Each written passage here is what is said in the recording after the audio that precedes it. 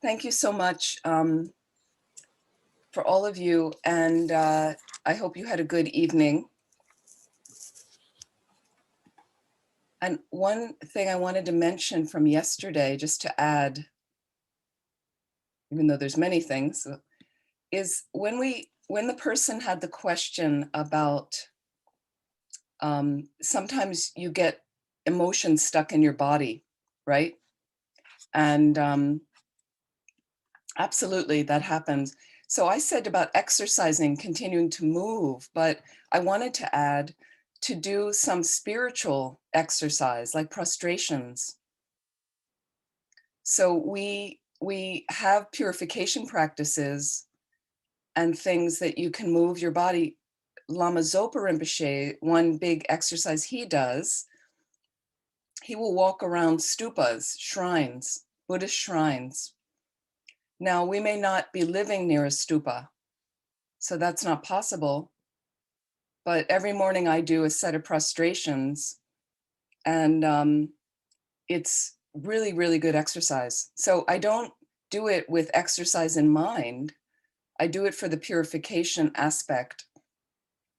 There's a certain visualization.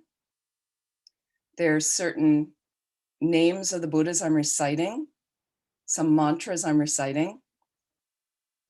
And you try to keep that, you slowly build up the visualization when you're new, and you slowly take the time to memorize.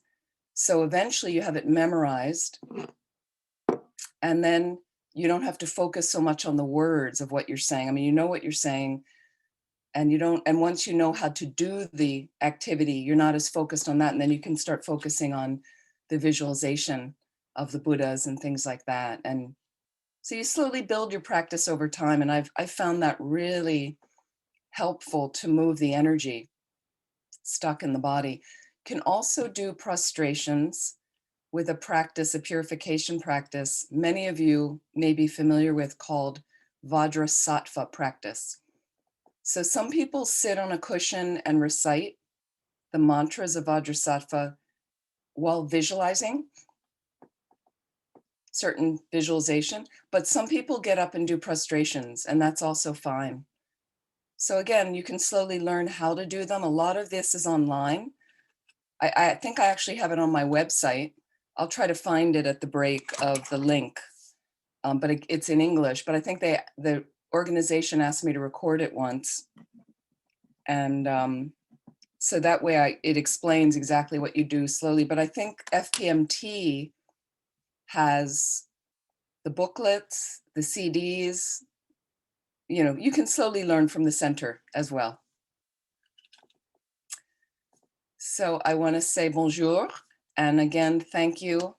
Merci to the center, Arnaud, Nadia, Venerable Elizabeth, everyone. Thank you so much. And to all of you for trying to work with your mind. Makes me really happy. Okay. We try our best. So let's slowly settle in, and we're going to reestablish our motivation. Just take a moment as if we are pausing here in the middle of your day.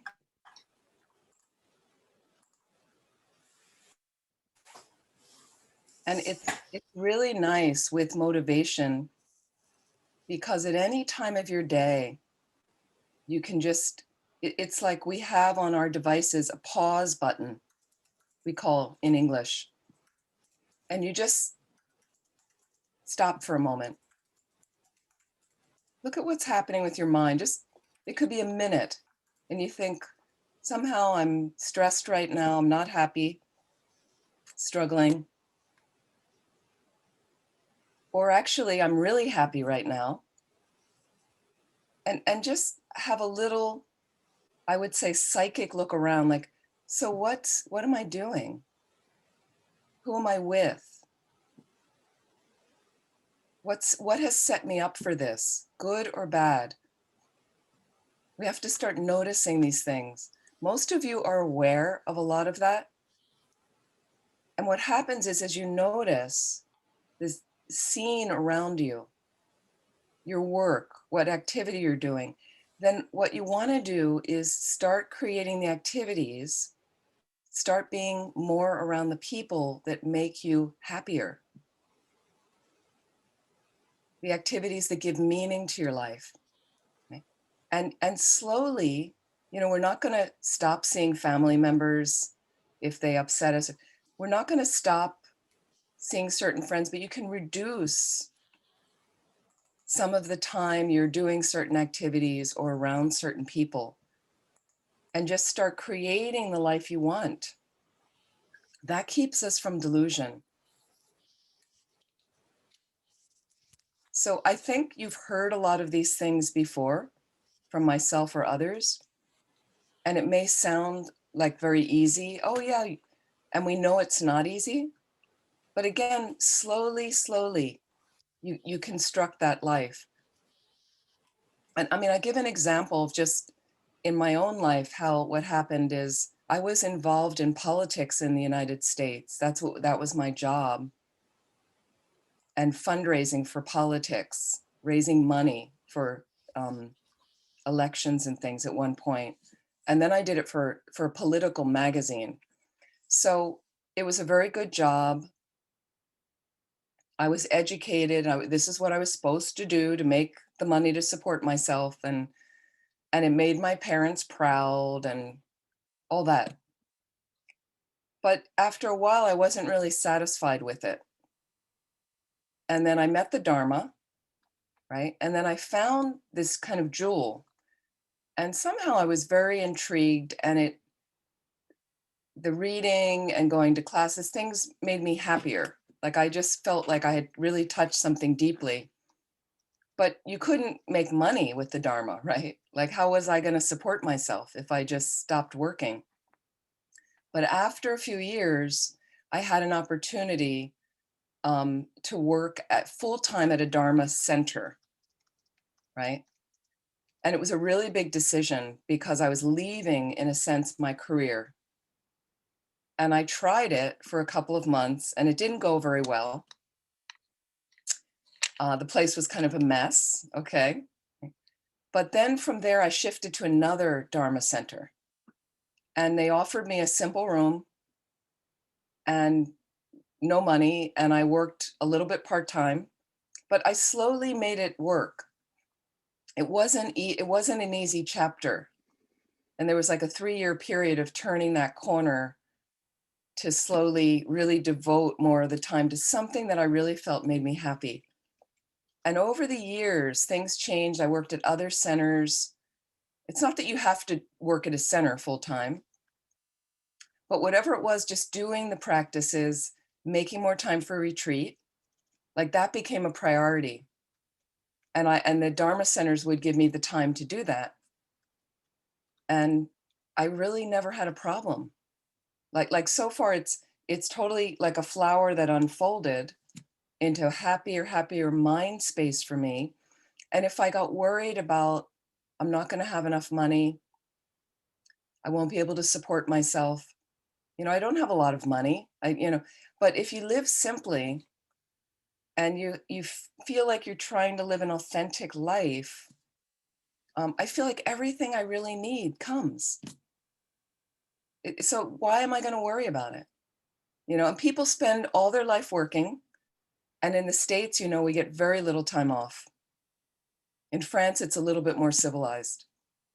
We have very short holiday in America. And people work for their 2 weeks off a year, and they worry about their retirement. And many people I know now retiring, thinking about retirement or thinking about it in the next 10 years or so, um, they're never gonna have enough money anyway. So after all you work to do, and so again, for me, it's one of the things that happened 2 years ago is I had an old car that a friend gave me, another nun gave me. She was leaving the country. I had the car for 10 years, okay? And I needed the car for the center I was running in Vermont, very rural place. But I also was driving down to help my parents, take care of my parents. And then the car, after 10 years, needed $3,000 of work. So I couldn't, it just wasn't worth, it was too old, the car. And so to buy another car, okay, I had some money to do it, and I could get an older car. And but then one student found out about it, because I didn't want to say, I can't really say, oh, I need a car. I didn't feel comfortable saying that. So we're not really supposed to ask like that as monks or nuns. But one of the students heard me talking about the car. And so a few students came together and they said, we're not comfortable, they said, with you having an old car, because you drive to this center and it's 2 hours away and you drive there a lot, and we can't have you broken down on the side of this big highway at night in the rain. Like they said, that just doesn't work for us. So together we put our money together, and it wasn't a lot. I bought a used car, but I got a car I don't have to worry, is it going to start today? Is like every time this old car, and Arnaud was part of this before he left, but I would drive to that center where he was helping in New York. And sometimes when I would get to New York, I'd be like, oh, thank you for getting me here. Like, so, because I didn't know sometimes if I would make it. So again, it wasn't a major, but again, thank you to the universe, to Rinpoche and all the people that indirectly makes it possible. So again, if you can trust that process to go in the direction of your happiness, I really believe everything will work out. And I don't mean to sound so superficial, but I've seen it with many people, that experience. And the other choice you have is you're settling for a life that it's just not so satisfying. It's just not as satisfying. And you can have that deep inner contentment. And part of it is identifying for yourself, if you don't know yet, what is the deep inner contentment for you? So what lends meaning to your life like that? So that's an exploration to start right now if you're not sure. Don't wait any longer. Really find what lends meaning. It's really helpful. Venerable, if I just can interrupt you, I think at some point Nadia tried to talk to you, but you don't have the English on. Sorry. That's okay. Okay, it's on. You need me to slow down.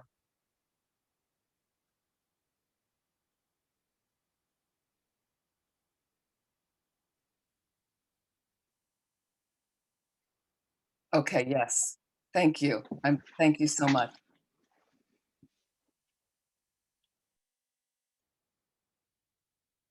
Is there anything in the chat I need to, oh, here, I'll just, I know sometimes people have trouble on my website finding the email. So there's the email. And then this is the website, if it's helpful, like that. We have a couple of questions, but you can Okay, what I address want to do when you is want. let's just start Yeah. first and get the motivation directed well. So once again, if you'd like to just close your eyes for a moment.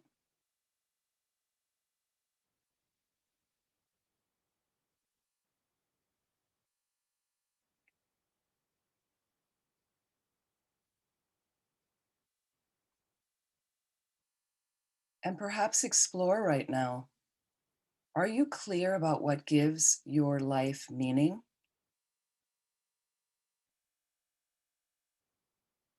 Are you moving in that direction and living that life right now? And if not, what adjustments can you realistically make?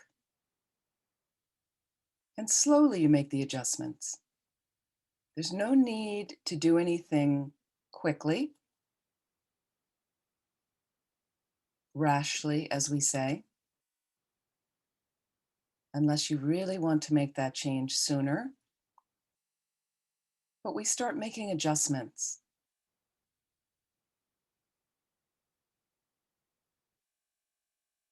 And even adjustments to get to our practice more often,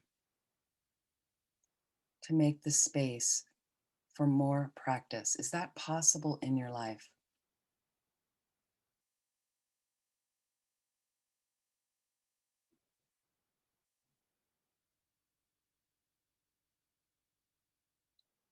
Can you identify some activities in your life that you feel you waste time? I think we all do that. It's very common. So instead of feeling guilty, what if we just borrowed a half an hour a day from the time wasting activities? Or maybe it's a half an hour a week you start with, and you shift that, you move that into some Dharma practice you've wanted to do. Maybe it's reading that book you've wanted to get to, studying emptiness a little bit deeper,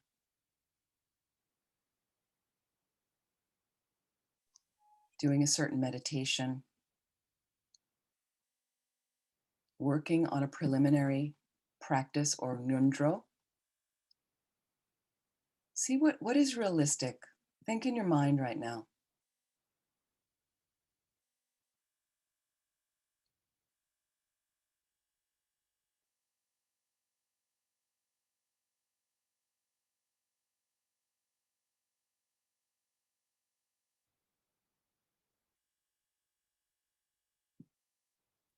And make a commitment in your heart, if you can, if you like, right now,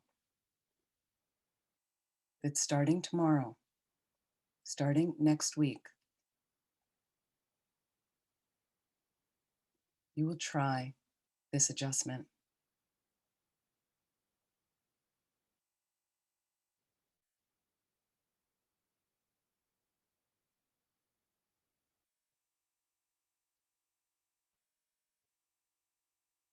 And why are we doing it? So, not only for your own illumination, but so we can reach a place where we are fully empowered to benefit all living beings.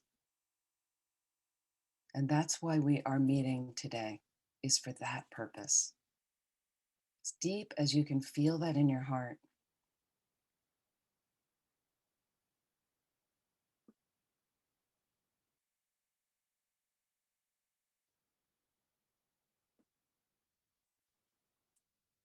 And our morning waking practice, in case you forgot, we're going to do that right now.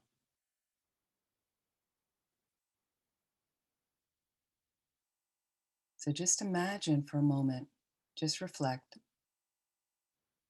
on the positive circumstances of your life. Just the positive circumstances. So again, I mentioned yesterday, we have relatively clean air to breathe, relatively good water to drink right out of the tap. So easy.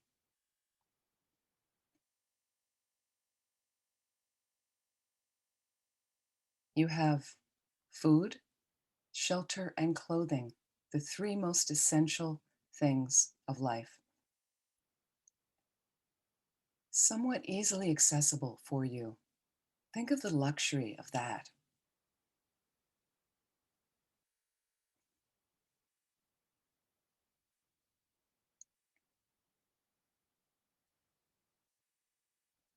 And you can reflect on your decent medical care in your country, access to public education.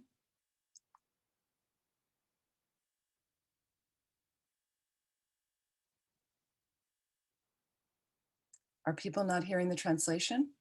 No, I didn't want to interrupt you. It stopped a couple of minutes ago, and we did a test just before, and we had the same problem then on Friday evening. So I think Nadia is going to try to disconnect, reconnect, and then it worked again. It might not work. Then we'll take it Sure. from there. I'm sorry, it's interrupting again. That's okay.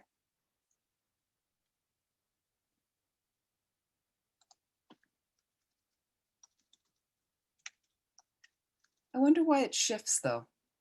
Just curious. My guess is that it's an issue with Zoom itself, because I've seen it. I don't know if that was also happening at some of the Big Love Festival if you attended, and I know I heard of other teachings where they had the Yep. same problem. So Sure. Yeah, we'll try again. But Anyway, yeah, we I'm sorry. try because it is pretty, I would say it's very extraordinary anyway, to have a facility like Zoom where we can all meet like this. Yeah, All this whole past year, all of my work that I've been doing on Zoom it's pretty amazing that we're able to connect, and yeah.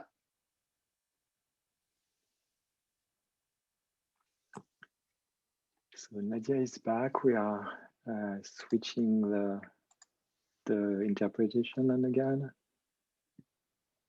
Est-ce que ça fonctionne maintenant?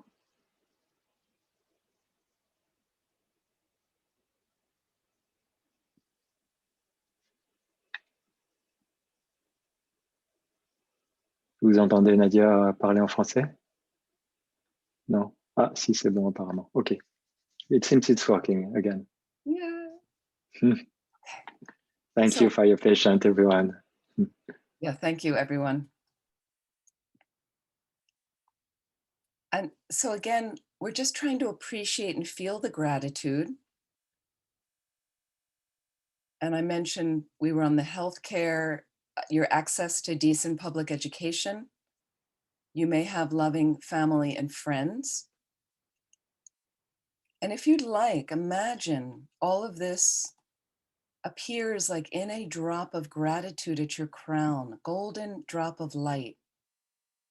You can imagine this drop of gratitude that dissolves into your crown as you reflect on all these positive circumstances of your life. You can get creative, but imagine the drop starts swirling around your body. So it's moving through the brain, touching every membrane, going through your circulatory system, through your respiratory system, and all the different systems of the body, touched with this deep appreciation. And you breathe it in like a wave washing over you, soaking through every pore of your skin, melting deeply into the bones, washing over every organ, and all the way down to molecular level. So every cell, every minute particle is touched with this gratitude.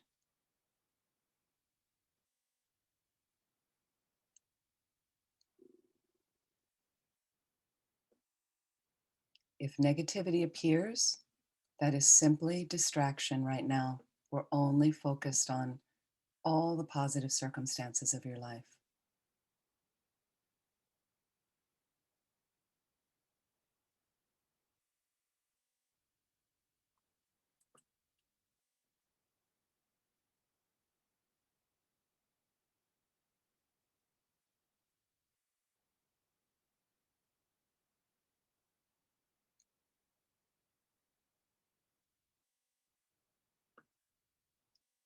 And so this next part is a little more delicate for some people, but this is the real counter, part of the counter, the antidote to some of our delusions.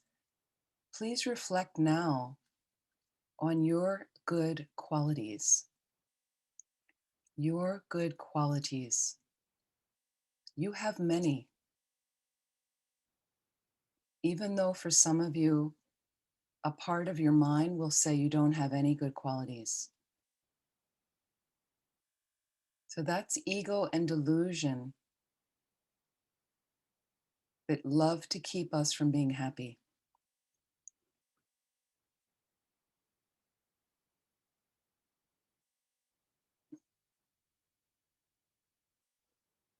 So you look at your good qualities in a balanced way and really celebrate and rejoice. For instance, I've turned up for this class this weekend. I tried one of the exercises yesterday. I'm planning to read that Dharma book next week. I care about my family. I'm a good daughter.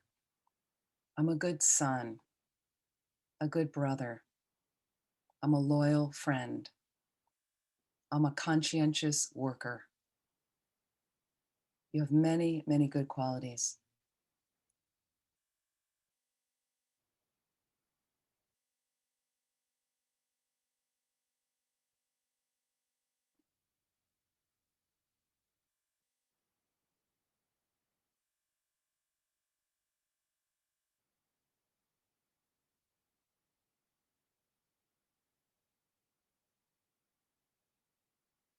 But this situation is quickly slipping away.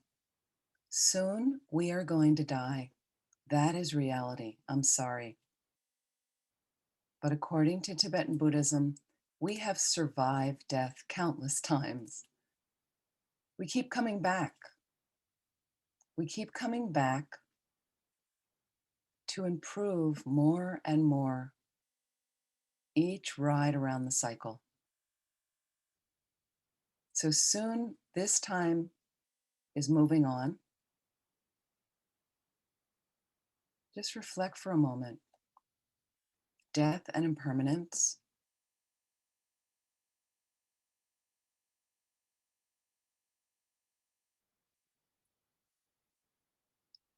Everything changes.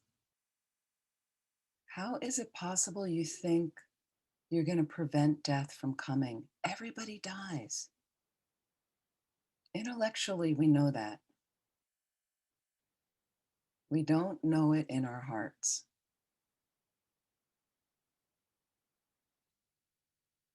But who do you know is the oldest person you've ever met or seen?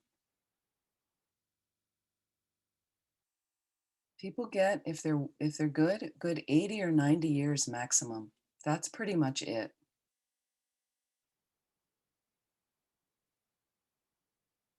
So this is soon ending. And every moment, just feel for a moment. Every moment, just think, I'm another moment closer to death. I'm another Sunday closer. I'm another Dharma class closer. Another spring closer. I'm another lunch closer to death. Another sip of tea closer.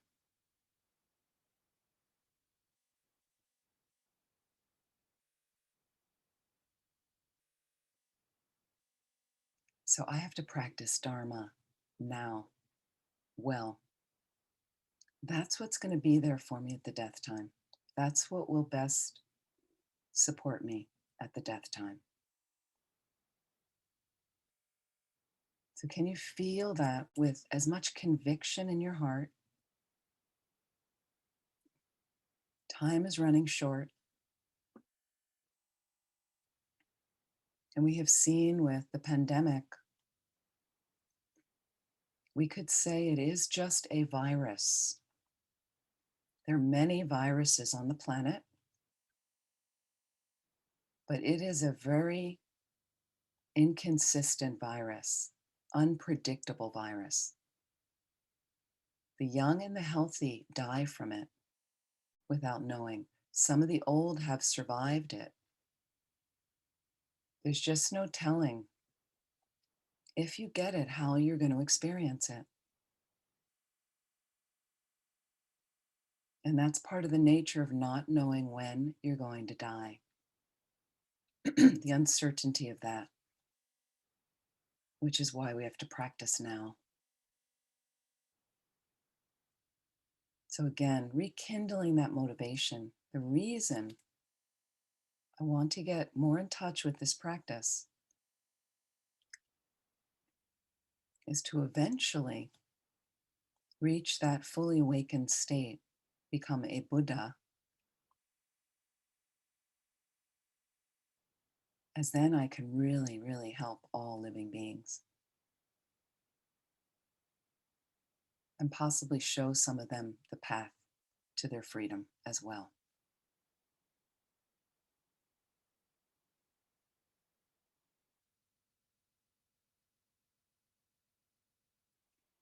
So please relax. When you're ready, slowly open your eyes.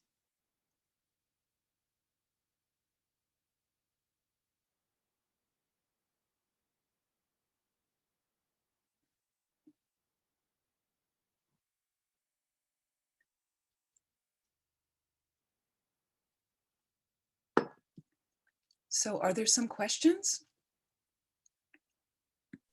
Yeah, there are a couple. I don't know, Nadia, if you can read them, or do you want me to do it? Okay, so you can or you can't? You can't. Okay, so yeah, I read them. I'll translate them in English. And if I struggle, you might take over, but I'll try. So there was one from also the meditations on the lake and the sky. And the person is actually, it's Evelyn, saying that breathing turns very weak, which is not unpleasant, but it's sort of a little disturbing. So she's wondering if it's usual or not that it happens that way. So her breathing becomes very weak. Yes. Okay. When you are meditating, my experience is your breath can change quite a bit, but you should make sure before you go into the meditation, I would just focus first on your breath. And just do some deep breathing if you can. Because normally I don't notice my breath changing necessarily, so, and maybe don't overly focus on it, just focus on the lake or something like that, unless it's really disturbing you. That would just be my understanding experience of it, if that's helpful.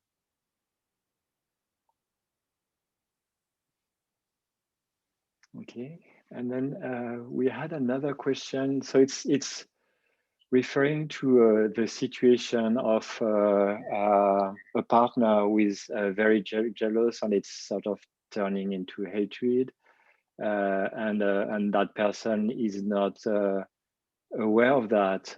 So the person is asking what to do, and if compassion can be enough to transform that, and also asking if it's a reason to break the relation.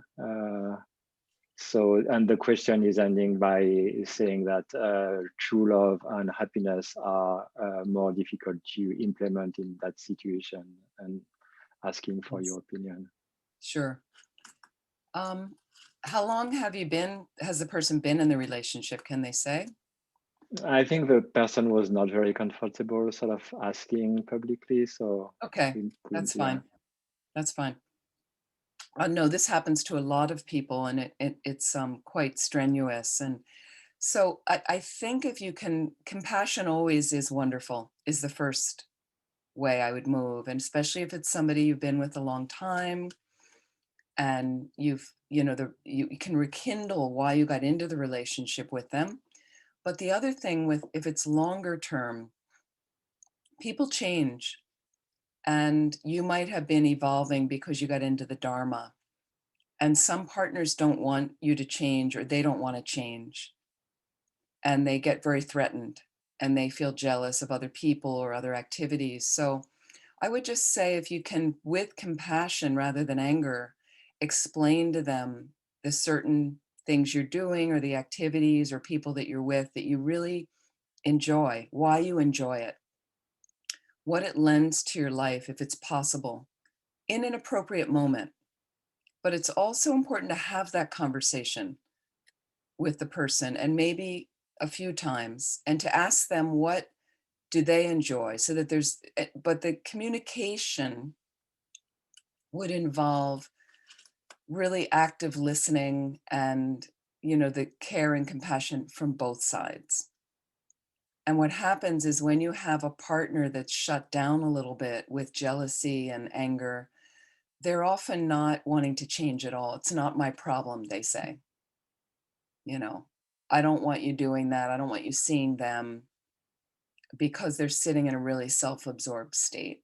So you do the best you can as far as working with that dimension of what do they really enjoy that gives meaning to their life, and you do some of those activities with them when it's appropriate, if you feel it's appropriate, provided you make a deal. You can make a deal with them that, okay, provided that on Sunday I'm going to do that with so and so, with this friend that you don't like, and you don't need to say the friend you don't like, but great, I'm really happy to do this with you. And with relationships, you're always compromising. You have to compromise, but that's both sides have to compromise.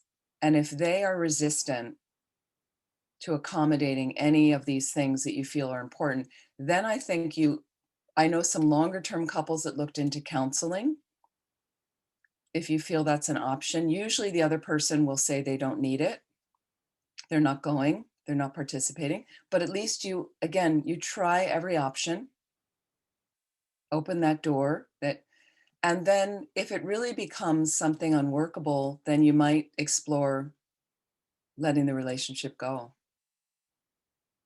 Again, I'm not usually into seeing people break up, but when it's really becomes very unhealthy, in the case of any severe abuse, emotional or physical, in the case of substance abuses with alcoholism and things, those are really unhealthy situations. So in some of those, if it's those cases where the person is not going to hear anything, I do know families that have done interventions. We call them in the States, and I'm sure you're familiar with them in France, meaning you get a few of their close allies, their close friends, family members they trust, and those people are in agreement before the meeting that they will participate, and there's a trained therapist there to handle the intervention, whomever you're working with, or team of people, and then you meet with the person to say, like, this behavior we're not able to tolerate anymore. I've had friends where, based on situations, the children met with one of the members and said, until this situation changes, which is so unhealthy in the house, we're not coming to the house anymore to see you, which really broke his heart because these are his kids. But that was the line they had to make, like that. Now, it didn't change that much in his life. He just has to go see them somewhere else, but they no longer come to the house because it's so toxic. Again, so, nothing's perfect. You just try to get, and if you need professional help, it can be helpful. I hope that answers the question. Relationships are tricky, honestly. It's not, it's quite, I mean, a lot of people ask me about relationships. I have to say, sometimes I'm a little bit amused. And the reason is I'm a nun now, meaning I don't have intimate relationships anymore. I had many before I was a nun. I explored that path thinking, because I really was attracted to it. I wanted to have a companion. I've explored that path, and that is why I am a nun now. That's part of the reason I'm a nun. It wasn't, there's a lot of complications. It's very hard to have relationship without attachment. Lama Yesh used to say that. There's a lot of benefits in relationship. I had some wonderful relationships, and I'm very close with some of the people I was in relationship with. We're very good friends now. But it can take up a lot of time, but again, some people want to have families, children, wonderful. That can be wonderful. Like that. Other questions? And then we'll take one more question now, and then we'll come back, and then I'll start some other things. Yeah. So moi je t'entends. We had a little bit of an issue with the translation, and it's getting better. This was sort of more interference, or but it sounds better now. Okay, let me know if it starts again faltering. Just let me know right away, because otherwise people are missing. Sure. So we'll just stop and then we'll find another way. Anytime it gets interrupted, no problem.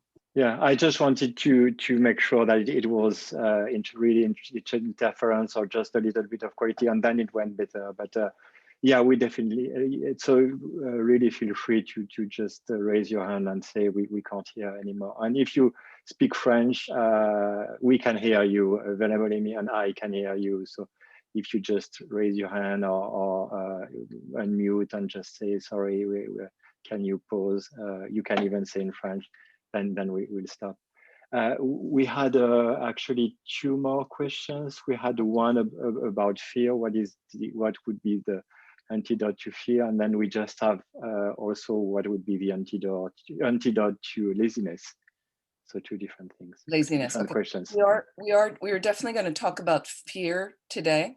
So I will get to that later. And laziness, just briefly, is all of these delusions. What we're going to start talking about is you need to analyze the delusion. So we did a little bit with attachment yesterday. I've got a little bit more to just finish that. But again, the first thing you want to do is analyze. Like, first of all, what is it? What do I think attachment is? What is laziness? You know, we never really look at it. We just go, oh, I'm not doing that now. Okay.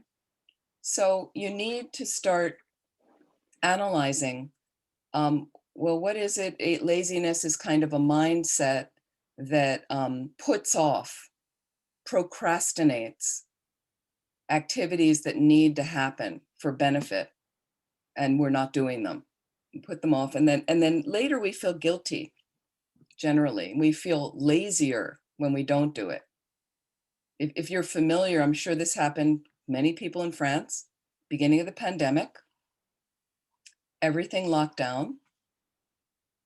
And I have to say, a year ago, last April, where I live, but I think where you lived as well, everything closed, pretty much. We didn't know what was going to happen with the virus. We didn't know the virus.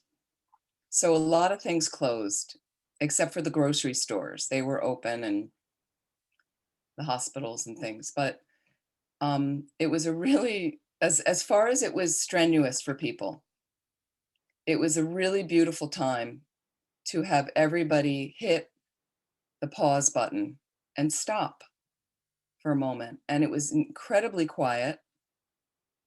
And I just, a couple times I think I drove at one point. There was something I had to do, and there was no one on the road. There was no traffic. You know, I got to the place in half the time normally. That, like, there were just some little succulent moments that we never experience on our planet. And there were things, the climate got better. But in any event, with laziness, I would say one of the antidotes is you want to analyze, why am I not getting to the project? And notice how you feel when you don't do it, when you don't do the activity, when you don't exercise. Even though every exercise regime right now can come through your phone. You don't even need equipment. There's many things you can do to move the body for 20 minutes, but you're out of the habit of doing whatever project, finishing that work thing, reading the Dharma book. So you have to make a deal with yourself. I would make a deal with myself of maybe I'm not going to do an hour's exercise. Maybe I won't read for an hour, but tomorrow I read for 10 minutes. Tomorrow I meditate for 10 minutes. And you just get down and you do it. And you just, make it short. Start with very short things. And you notice the benefit after. You'll just notice you automatically feel better from doing one of those things. And make a deal with yourself, for the next week, I get 10 minutes to do that activity, to do the thing. Just pull the project out and do, like I have this thing, I have these 2 socks sitting over a chair that need to be mended. So they've been sitting there for a week. They're not bothering anybody, you know, but today they're getting like today I just looked at them and I said, I'm sick of looking at them, finish it and put them back in the drawer, done. So that will happen today. It's just a little thing where I've made the deal and there's a lot of other things I could do today that I prefer to do. I know it won't take me that long too to do it. So if you have bigger projects that are going to take you a long time, people that are cleaning out, a lot of people started cleaning out in the pandemic. But I have a friend and he just said, I don't know where to start with the attic. It's overwhelming. I don't know where to start with the basement or the closet or that room. Okay? Maybe 1 hour a day. Maybe 1 box a day. Okay? 1 box a day. After 30 days, it's 30 boxes are cleared out. But if you look at all of them, you can't do it all. So you take a box a day. You set yourself maybe just a half an hour a day. I'm going through that drawer. I will clean the drawer out. I will reorganize. And maybe make a deal with somebody you live with if they're upset with your laziness or you're both stuck. So in this pandemic, in the beginning, especially, as you know, the calls, you know, when there's a crisis on the planet, all the spiritual workers, our business booms, like it goes up. Everybody started calling me, emailing. And one thing I was going to say, I put my email there and my website. I do have a Facebook presence and Instagram. Those are ways you can, usually Instagram is where my assistant will help post things about courses. But the one thing I ask people, please, I don't do all this message things. Facebook Messenger, I don't use. So don't send me a message there. Don't copy me on routings of emails to other people. I can't do it. I'm sorry. So I just tend to not look at them and people think I'm ignoring them, but I just don't, I can't follow all the email messages. So email me. Email is great. And, but when you respond to me on Instagram or Facebook Messenger, I just lose it. I just never look there. So it's just too many programs to kind of bottle up our time. And so if you're lazy and you're finding there's certain things you're not lazy about, right? I have a feeling. And so look at what is it that gets you to do those things without something else. And there was a guy we worked with at one of our centers. He's a lovely guy. He's a dear friend. But he could not focus on his job at the center. Just, you know, people thought he had a developmental problem, but he didn't. It was just about interest. But if there were Bob Dylan tickets going on sale or Rolling Stones tickets, he knew the entire schedule. He knew the time those tickets went on sale. He got the first tickets. So, you know, when I realized and I heard him talking about this one day, you know, really got my attention. Wow, he's so focused. You know, well, how do we get you to then focus on your job? Because you have the ability to focus. It's just with interest. Like I'm not really interested in fixing the socks, but I like the socks. It'll be easy to fix them. Why buy, you know, they're fine. They just need a couple holes sewed up. That's what nuns do with their old socks. So, um, you know, but there's other things I'm more interested in. And then it's just really sometimes squeezing yourself and saying, we're doing it today.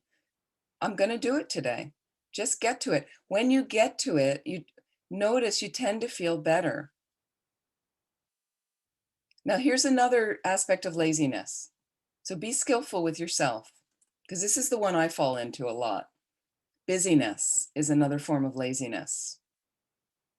Busyness. You're getting to all these other projects. So when I was in my last year at university, I had to take these exams. It was very stressful in order to graduate. And, you know, I spent like weeks just studying for those exams, as you do in Europe, the same thing. And it was amazing how I could procrastinate, how sophisticated anyway, I'll put it this way. One of the only times I've ever cleaned an oven in my life was during that period.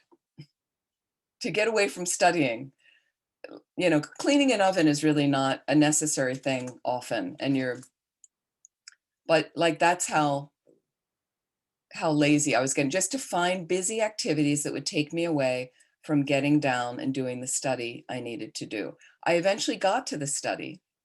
I had to in order to pass the tests, but it would be really late at night and I would have wasted the time cleaning the oven. So sometimes it's just kind of look at the mind of all the busy little events that you're going to do first and all the social media you're going to wind through, which is now a big distraction for us. Sometimes you need to actually turn the phone off. If it's a laptop computer, close the lid, put it in another room. I don't meditate with the phone near me. That's not helpful because you'll be wanting to meditate and you go, oh, let me just check that thing. Oh, and you hear a ding and you hear a vibration, and there goes your meditation session. You're now texting, and so be skillful. Anyway, I hope that's helpful. It can be tricky laziness. We're going to talk about fear a little bit later. Okay.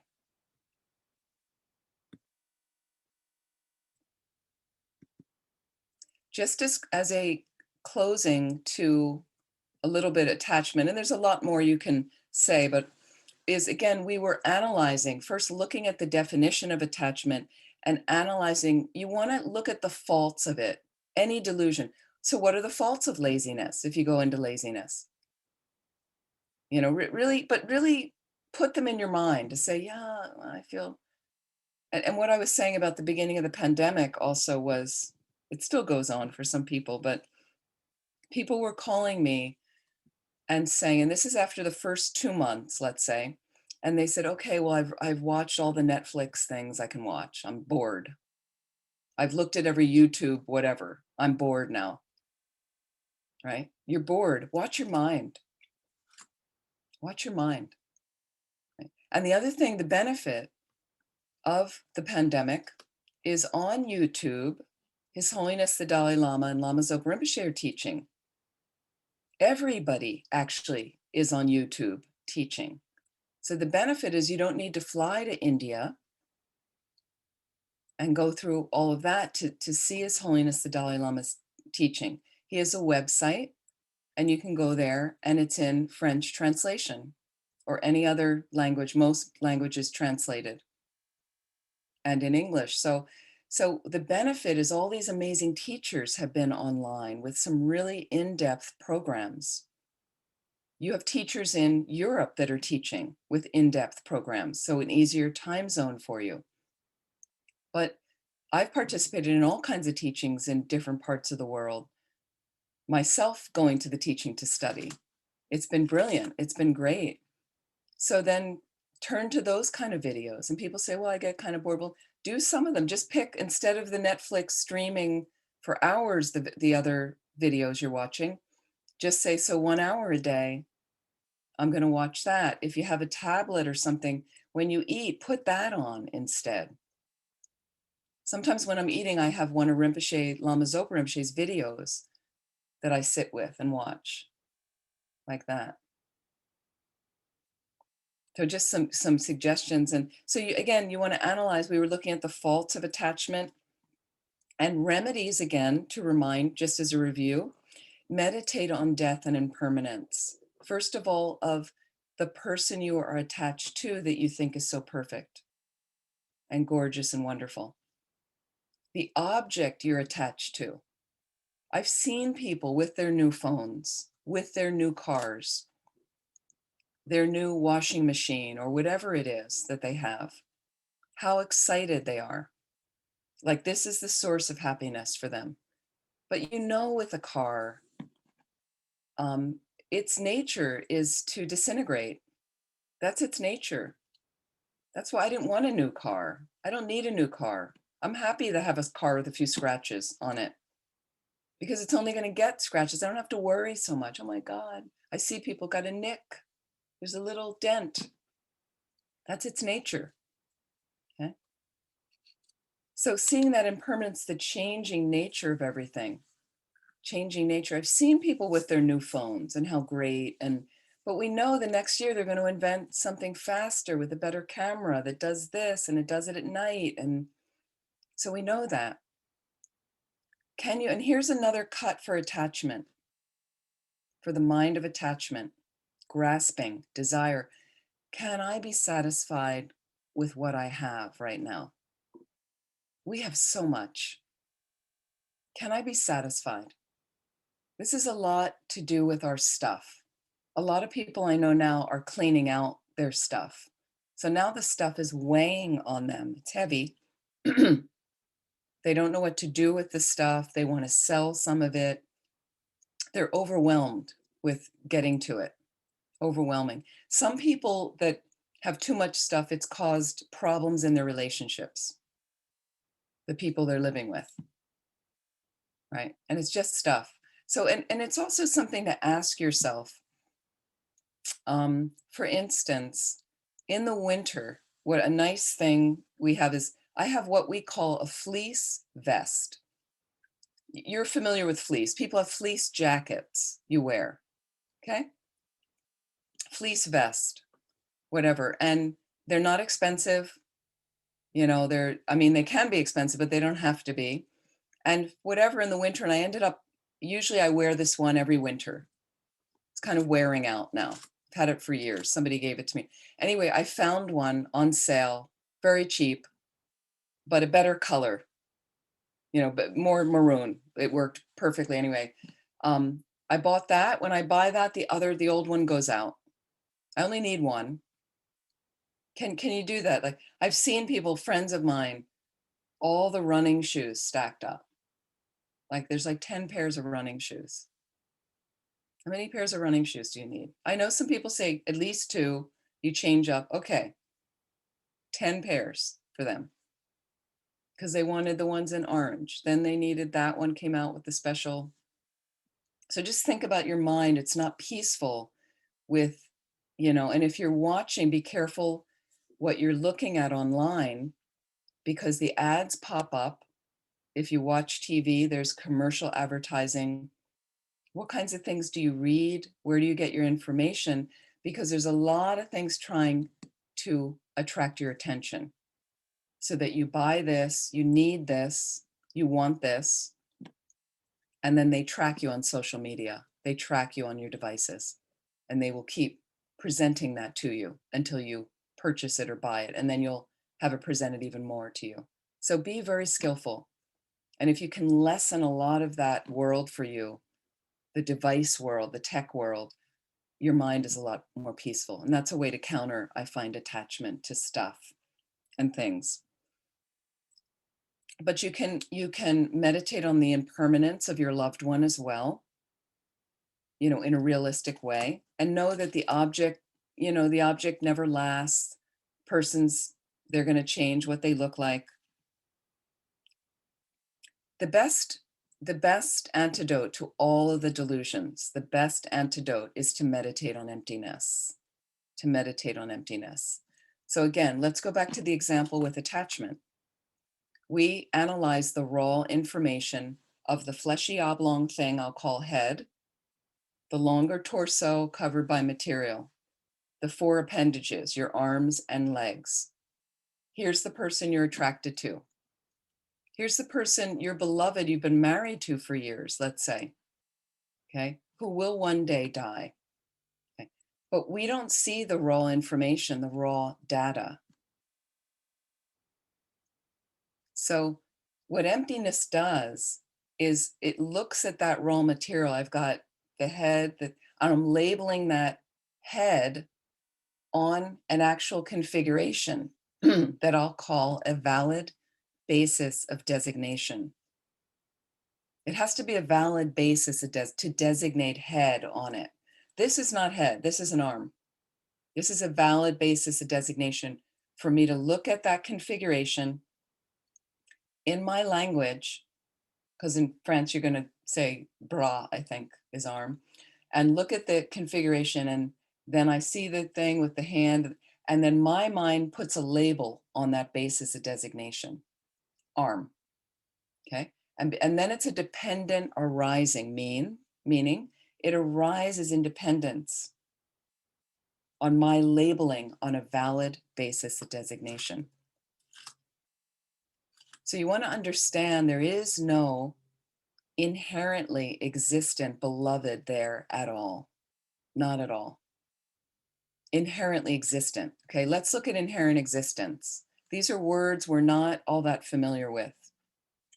I'll give you synonyms. Intrinsic quality. Concrete value. Something solid and permanent. Existing from its own side. Existing with its own character. So this is our idea of inherent existence, which is the way we view ourself and all of reality. Solidly, concretely, independently existing. And we don't exist that way at all. It's a complete hallucination, as Rinpoche says, a complete hallucination that we trust, Rinpoche says, every moment. We trust every moment. So let me explain. We do exist conventionally. According to relative or conventional truth, you are sitting here listening to this class. We are all here together, sitting, watching our devices and listening. Yes, absolutely. Okay. But then you want to explore, how do I exist? Especially when you're taking yourself too seriously, especially when you get angry, when you're afraid, when you're attached, when you're feeling lazy, and that makes you feel worse and you feel guilty, and when you're sad and anxious, those are the modes you really want to analyze, which mean when you're suffering more. Helpful to analyze. It changes the suffering. So the first thing we want to do is understand a little bit. There is the conventional relative reality. That's one truth. I am sitting here, right? And that I that's sitting here, I'm aware exists in dependence on my body and mind. But because it does exist like that, only independence on my body and mind, not independent of my body and mind, by depending on my body and mind. And because it does exist like that, I need to take care of myself. But when I get angry at somebody, when I'm really attached, okay, and I start to suffer and a cloud comes across my horizon, that's the eye I want to look at that's suffering. What's going on now? This morning I was really happy, but somehow now this is simply not working. Or my partner that is so jealous and I'm getting angry in response. Look at that eye that gets angry. So it keeps your mind from being peaceful. That eye jumps out of our skin like a concretely, independently existent entity, existing for all time, permanent, unchanging, inherent. You really catch the eye in great moments of fear or anger. Fear or anger. We're going to do this meditation later. I'm sorry, it sounds like many people they can hear, but the sound is not very good. Do you need to see Nadia, or can I switch a video off just to see if it makes a difference? You don't need to see Nadia. I do not, if it's okay. If I she's okay. might try that then. Okay, sure.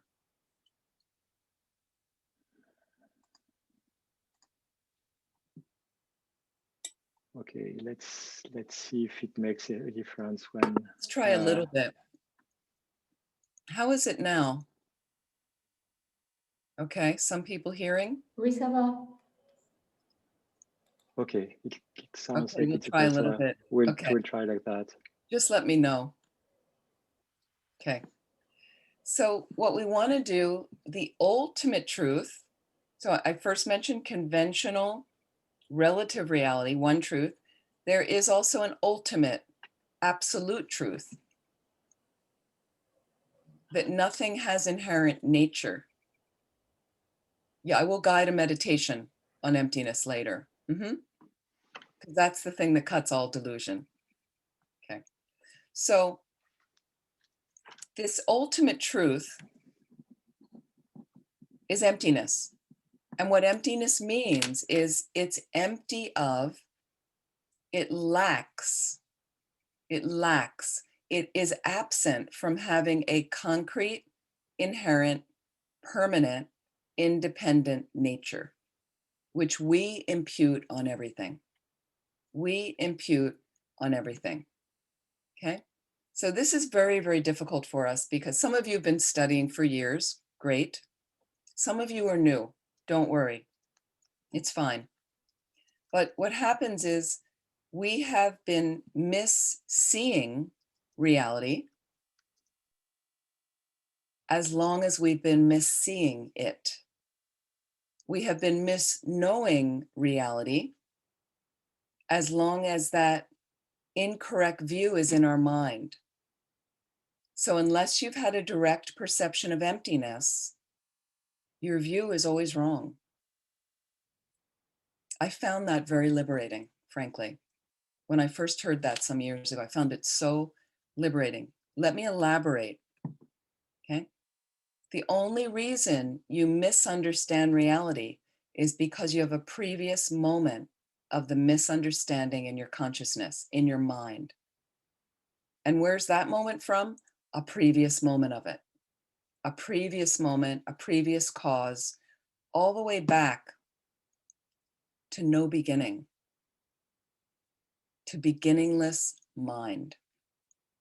Because every first moment you think, there's a moment before that caused it. When we have a direct perception of emptiness, you start to dismantle the wrong views. It's a big step at that moment when you see emptiness directly, okay? But it's very hard for us to get a sense of this inherent system, that because everybody views everything this way. And we are influenced very much by our culture and our community and people around us. That's why Dharma centers are so important and so helpful, because you come together with people that are trying to see emptiness directly, that are at least trying to poke at when they're upset and when they're angry and when they're not happy, and ask themselves, what is happening? Because most of the world is not doing that. So an example I give, standard examples, and this goes on in my culture. We had this very fractious election last year, as you know, and I could see people talking about one of the candidates as if this person exists for all time, whatever, but that would really upset somebody else. Like they were holding these people to be always concretely like that. They don't exist that way at all. But as a result, friendships would break up. So holding something that concretely, we've missed the point entirely. So once again, if you know, the best way we'll do it is you're going to call up in a part of your mind.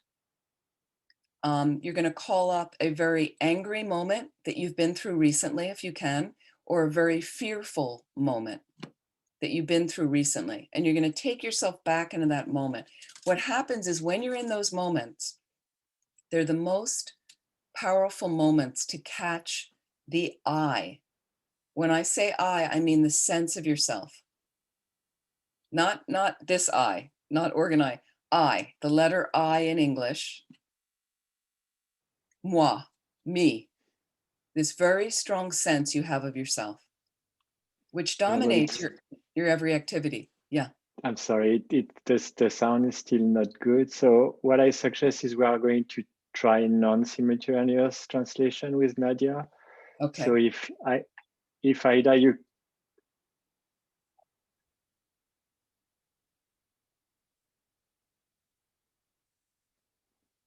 Yeah. Okay. We can try, but on Zoom usually it doesn't make a difference. But we hear you a lot better in English, so let's try to at least for the end of the session to do. It's for the meditation. It's really nicer to have the simultaneous translation. But let's try like this. So we can hear you now. We are going to switch the translation off so that everybody can hear you in English, in French, Nadia. So yes, Okay. Aida, okay, great. Can we try like that? Okay, merci. Thank you. D'accord. So, you Sorry think about that, Venerable. I'm so sorry. oh, it's okay. It's funny when you are talking about emptiness, C'est étonnant quand on parle de la vacuité. several courses that I've done on emptiness, Plusieurs classes que j'ai faites sur ce sujet, there's been some interruption, il y a toujours eu des interruptions. and it's hard to get back into the track of, C'est you know, difficile de emptiness is reprendre le cours, le fil des choses. So what I was mentioning is Ce que je when mentionnais, c'est que Yeah, you the thing were is, sorry. Nadia, il faut juste que tu fasses pas du coup la traduction simultanée parce que là, du coup, ça coupe Vénérable en fait. donc en fait, je vais attendre qu'elle s'arrête. Hein, voilà, exactement. parce que Et du en coup, fait, je vais remettre ta vidéo. des En fait, il fois, faut que tu remettes ta vidéo. des fois, elle parle et elle s'arrête. Hein. Elle fait juste une phrase des fois. Donc Okay. c'est pour ça, je ne sais pas comment elle va procéder.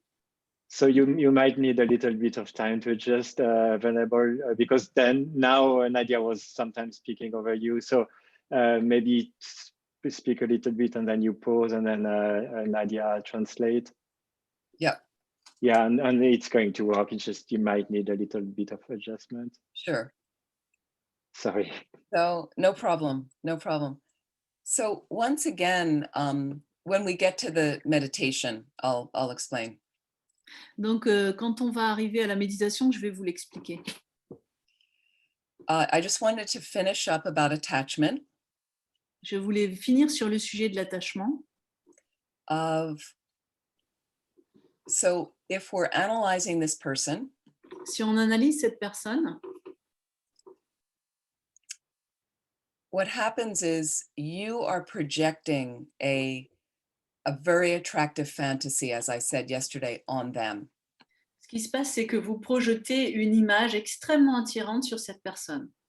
And the way, the reason you come to that there is no inherently existent attractive person there, Et la raison pour laquelle vous finissez par comprendre qu'il n'y a pas de personne très attirante qui existe comme ça de par elle-même, who is perfect and beautiful and handsome the way you see them, qui soit aussi parfaite et tellement belle de la manière dont vous la voyez. what's interesting is when you eventually decide to introduce them to your friends, Ce qui est intéressant, c'est quand vous voulez présenter cette personne à vos amis, you have fallen in love with this person, vous êtes tombé amoureux de cette personne, or you're falling in love with them, vous êtes en train de tomber amoureux or falling into obsession. ou en train d'être complètement obsédé. You have a dinner with your friends, Vous dînez avec vos amis, person is there, la personne est là, your friends meet them. vos amis la rencontrent. Isn't it interesting later Est-ce que c'est pas intéressant plus tard, when you privately discuss with your friends and ask them, what do you think about the person? quand vous demandez ensuite après le dîner à vos amis, alors, t'en as pensé quoi de cette personne? Isn't it amazing sometimes when your friends say, Est-ce que c'est pas étonnant que vos amis puissent vous répondre alors parfois, He's all right. Ouais, Nothing special. ça va, il est correct, rien de spécial. Like that's not the way you see them. Et c'est pas la façon dont vous les voyez. Sometimes you're working in an office Des fois, vous travaillez dans un bureau, or a shop, dans une boutique, restaurant. un restaurant. The boss you don't like, Vous n'aimez pas le gérant, but some other people there like them. mais il y a d'autres personnes qui l'aiment bien. We create this terribly inherently existent enemy out there. On crée un ennemi qui existe de par lui-même, là, But somebody has a different view of them mais d'autres personnes ne voient pas du tout le gérant de cette façon. because there's no concretely inherently existent enemy there at all. Parce qu'on ne peut pas trouver un ennemi qui existerait de cette façon-là, de façon inhérente de par lui-même. So we suffer by holding to this very concrete view of them. Et on souffre en nous accrochant à cette vision solidifiée d'eux-mêmes, That is a complete hallucination. qui est en fait une hallucination complète. So it's a very helpful way with attachment and all the other delusions to keep poking. Donc vis-à-vis des facteurs perturbateurs et notamment de l'attachement, c'est une manière qui est très utile de mettre le doigt dessus, sur cet aspect-là. So we'll go on when we meditate on emptiness, we'll discuss more of that. On en parlera encore plus en détail quand on aura fini notre méditation sur la vacuité. Some other couple last remedies for attachment, antidotes to attachment. Et je vais vous donner maintenant d'autres antidotes à l'attachement. Generate faith in the Dharma Générer de la foi dans le Dharma. and generate loving kindness for others. Générer de la bonté envers les autres. It helps soften and open the heart. Cela aide à adoucir et à ouvrir le cœur. All the energy you put on one beloved, Toute cette énergie que vous mettez dans une personne chère, I could really feel that for a lot more people. on peut le ressentir ensuite pour beaucoup plus de personnes. It expands the heart. Ça fait grandir le cœur. And if you've ever been around His Holiness the Dalai Lama, Si vous avez pu approcher de sa sainteté le Dalai Lama, and anybody like that, ou une personne qui lui ressemble, you often feel this spaciousness of his heart mind. vous pouvez ressentir cet aspect spacieux de son cœur-esprit. He has this equal regard and loving kindness for all beings, Il a ce même regard aimant pour chaque être, as if he's friends with everyone. comme s'il était l'ami de tous. It's much more pleasant for you to be friends with everyone. Et c'est beaucoup plus plaisant pour vous d'être l'ami de tous. So we work on it. On y travaille. And having faith in the Dharma, En ayant généré de la foi dans le Dharma, one experience I had many years ago in my life, une des expériences que j'ai faites il y a quelques années dans ma vie, I was on retreat at Laudo in the mountains of Nepal. j'étais alors en retraite à Laudo dans les montagnes népalaises. It's a precious retreat center C'est un centre de retraite très précieux in the Mount Everest region of Nepal. dans la région du mont Everest au Népal.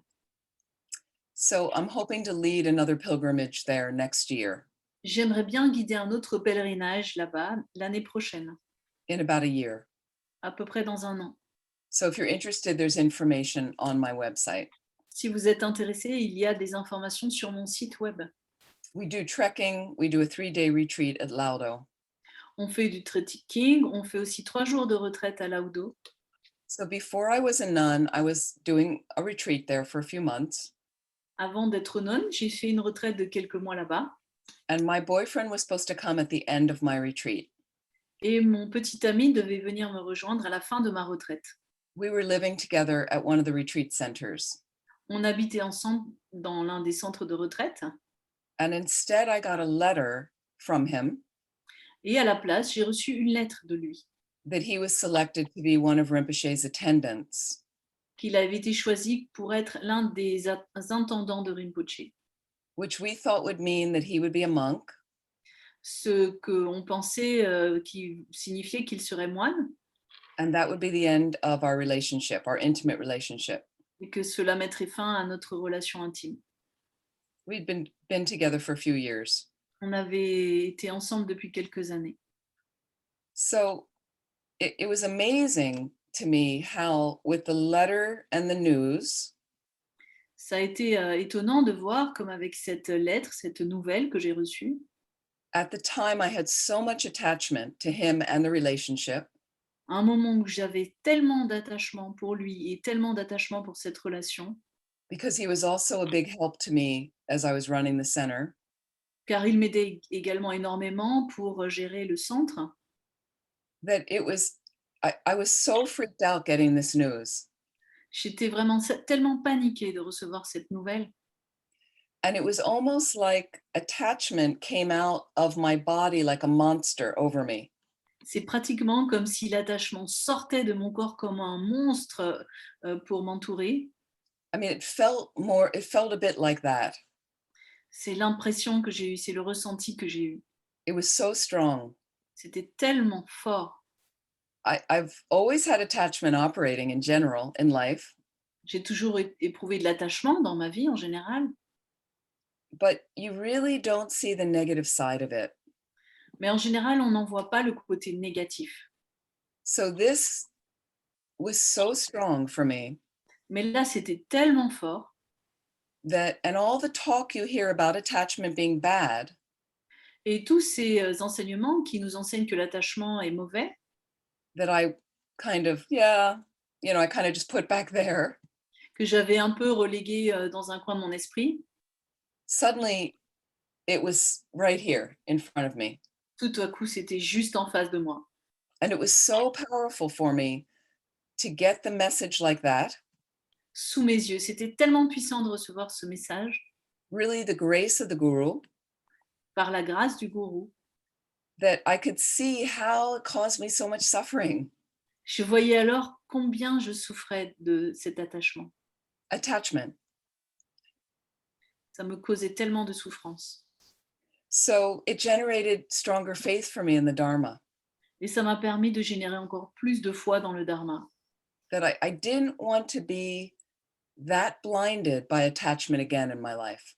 Je ne voulais plus jamais être à ce point aveuglée par l'attachement dans ma vie. So I just wanted to explain that a bit. So let's do some emptiness meditation right now. Donc faisons maintenant la méditation sur la vacuité. So just sitting comfortably. Asseyez-vous confortablement.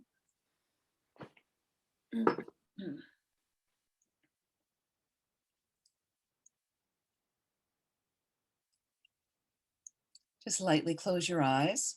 Fermez légèrement les yeux And bring your awareness to a normal, natural breath. portez votre attention sur votre respiration à un rythme régulier, normal.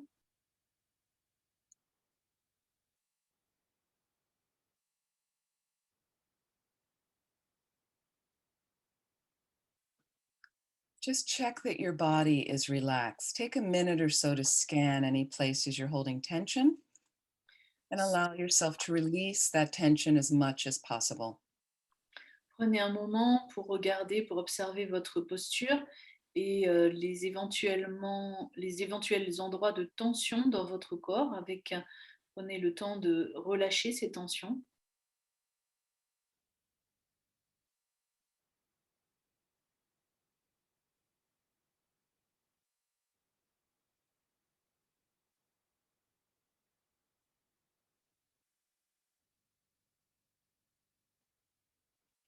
And we can do the 9-round breathing, On peut faire les 9 cycles de respiration. closing off your right nostril, exhaling deeply through the left. Fermez votre narine droite, inspirez par la gauche. And then switch and close off the left nostril and inhale Changez. deeply through the right. Changez, expirez par la droite 3 times. 3 fois. releasing anger and hatred from your mind stream. Just imagine lessening that. En imaginant que la colère, l'hostilité, l'irritation devient moins puissante dans votre esprit.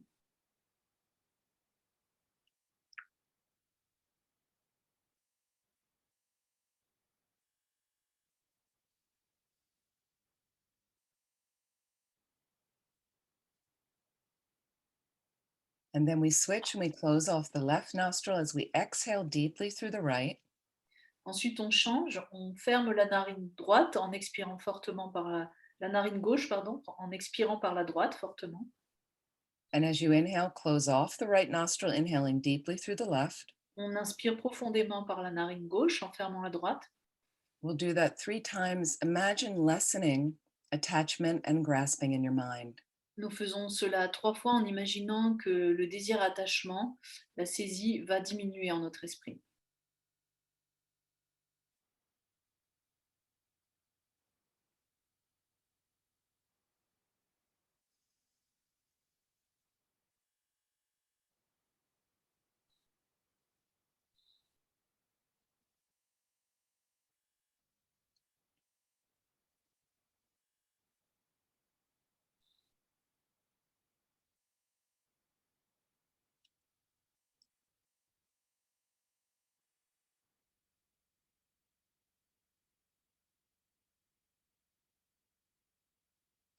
Our third round, we're inhaling through both nostrils, Pour le dernier cycle, nous inspirons par les 2 narines, exhaling through both nostrils. expirons par les 2 narines. 3 times, imagining lessening confusion and ignorance in your mind. 3 fois en imaginant que l'ignorance et la confusion diminuent en notre esprit.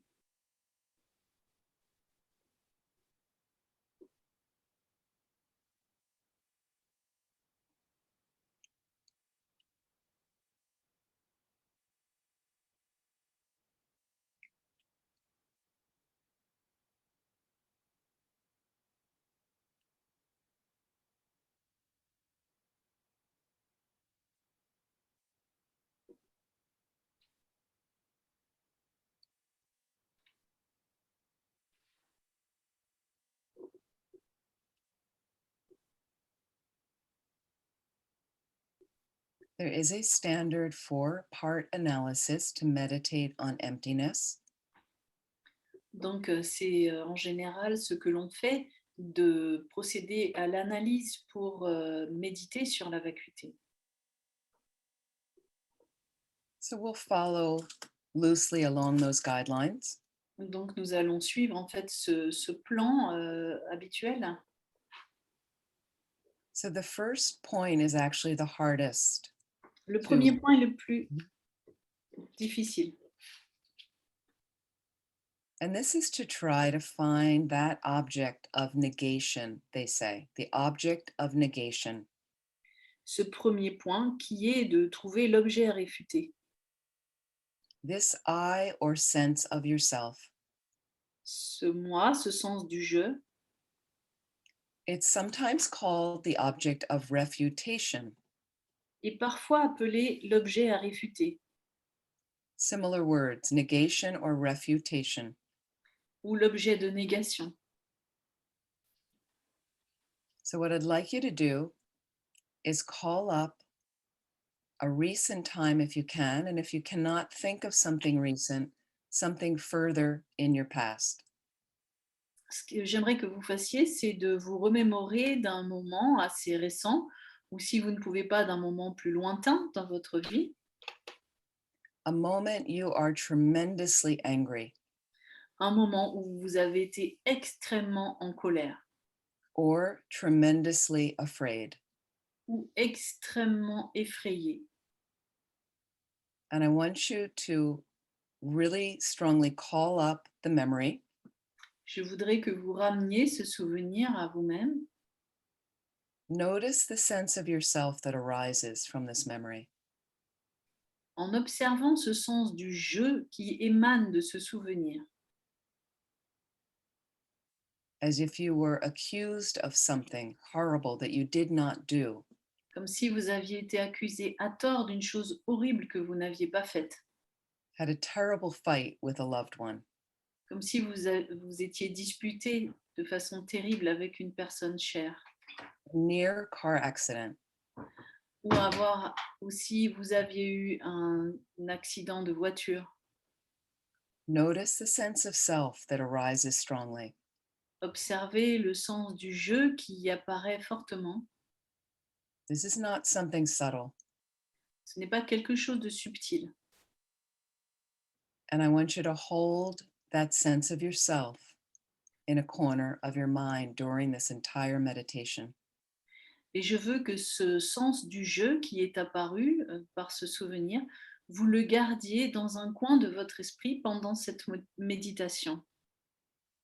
And feel free to quickly review the memory again, to call it up in a corner of your mind should you lose it. Et sentez-vous libre de temps en temps d'essayer de regarder, d'observer cet aspect du jeu qui est apparu, quitte à le reperdre ensuite.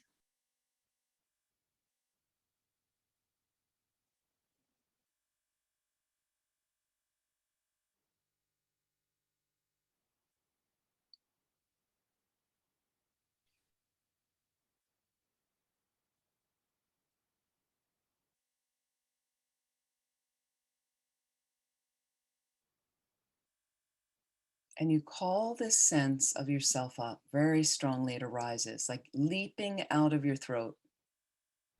Et vous invoquez ce sens du jeu très fortement jusqu'à ce qu'il vous saisisse à la gorge pratiquement.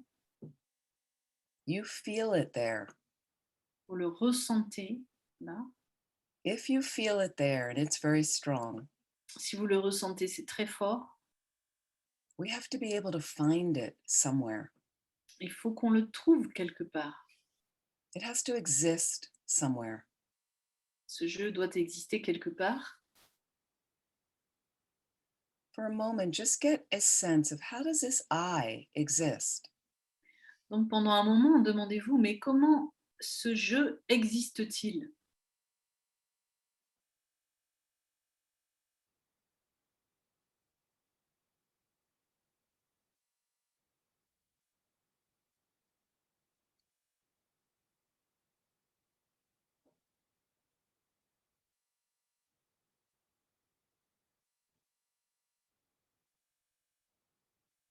We feel it so strongly at times On le ressent si fortement parfois, with anger and terror. avec de la colère, avec la terreur qu'on peut éprouver. So we have to be able to find it. It has to exist somewhere. Donc s'il apparaît, il doit exister quelque part, il faut qu'on le trouve. So the second part of this meditation Donc la deuxième partie de notre méditation, is traditionally, they say, to determine the pervasion. c'est de déterminer les inclusions, peut-on dire, Which means what are the options of where it can exist? qui sont en réalité les modalités, les différentes modalités qui permettent à ce jeu d'exister. And because I feel it in myself, Puisque je le ressens en moi-même, or it's coming up from a memory, ou puisque cela surgit de ma mémoire, well, it has to be located somewhere in my body or mind. il doit bien se trouver quelque part dans mon corps ou dans mon esprit.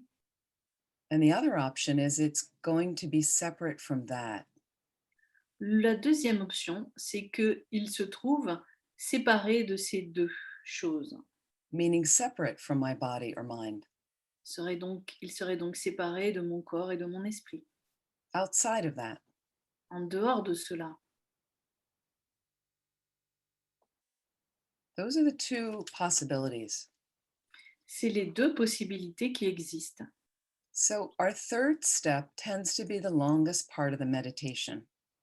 La troisième étape tend à être la plus longue de cette méditation, Where we, with the alertness of a spy, où avec la diligence d'un espion, we go searching for this I. on va se mettre à rechercher ce jeu. I mean, I felt it when I was really angry. Je l'ai bien ressenti quand j'étais très en colère. I could feel it when I was really scared. Je pouvais le sentir quand j'étais très effrayée.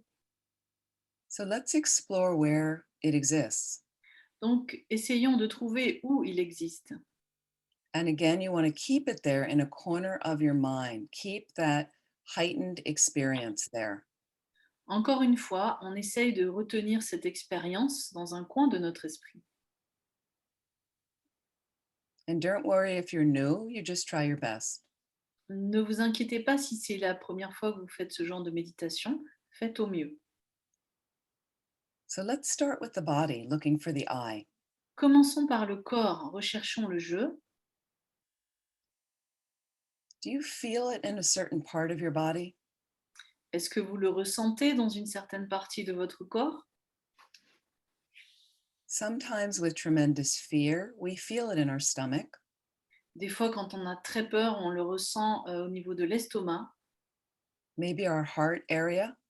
ou dans la zone du cœur. So we want to analyze. On veut analyser. There is only one eye we are looking for, Il y a seulement un moi que l'on recherche, but the body is made up of many, many parts. mais ce qu'il y a, c'est que notre corps est composé de nombreuses parties. And you have to ask yourself, Il which faut, one of the parts is identical to the eye? il faut se demander quelle est la partie du corps qui est identique à ce je. Which one of the parts is the eye? Quelle est la partie du corps qui est le je? Let's look at the heart for a moment. Observons le cœur un instant. There is a subtle energy center there, a chakra. Il y a une énergie subtile au niveau du chakra du cœur. Chakra means wheel. Chakra veut dire roue. And when we get afraid or angry, Quand nous sommes très effrayés ou en colère, it disturbs the open flow of that chakra. cela perturbe le mouvement naturel de ce chakra. So we may feel something in our heart. Donc on ressent quelque chose au niveau du cœur. And let's just look at the heart, the organ. Observons l'organe du cœur lui-même. There is a top and a bottom to the heart, Il y a un haut et un bas du cœur, an inside and an outside. un intérieur, un extérieur. There are auricles and ventricles. Il y a des ventricules et des auricules. There's the aorta, Il y a l'aorte, the tissue. les tissus. Protecting it, we have a rib cage and sternum. Nous avons pour protéger la cage thoracique, le sternum. I think you get the idea. Je pense que vous comprenez. So which part of the heart, if you think your eye is in the heart, which part of the heart is the eye? Donc si vous pensez que le je se trouve dans le cœur, dans quelle partie du cœur se trouve-t-il? The aorta is pretty important, L'aorte est assez importante, but this analysis will tell you that the aorta is also made up of parts. mais cette analogie vous dira que l'aorte elle-même est composée de parties, A top, a bottom, and a middle. un haut, un milieu et un bas. Well, maybe it's the middle of the aorta. Ou peut-être que c'est le milieu de l'aorte. I think my eye is in the middle of the aorta. Je pense que mon moi correspond au milieu de l'aorte. Well, that is also made up of parts Mais là aussi, c'est fait de parties that can be further broken down. qui peuvent à nouveau elles-mêmes être décomposées, So the middle has a top, a bottom, and a middle. puisque le milieu a aussi un haut, un milieu, un bas. And the middle of that also a top, a bottom, and a middle. Et ce milieu a également un haut, un milieu, un bas. Every part of your body can be further broken down. Chaque partie de votre corps peut être décomposée And you get to smaller particles, en parties jusqu'aux particules subtiles, plus subtiles, cells, donc les cellules, atoms, les atomes, minute particles les plus petites particules, that are also made up of parts. les particules infimes qui sont également composées de parties. Just penetrating this as much as you can with your mind right now. Observez cela le plus profondément que vous pouvez avec votre esprit maintenant. Can you find your I in the heart, in your heart? Peut-on trouver le moi dans le cœur? Or continue to look at other body parts where you think it is, Ou alors observer d'autres endroits du cœur où le je pourrait être doing this analysis. en faisant cette analyse.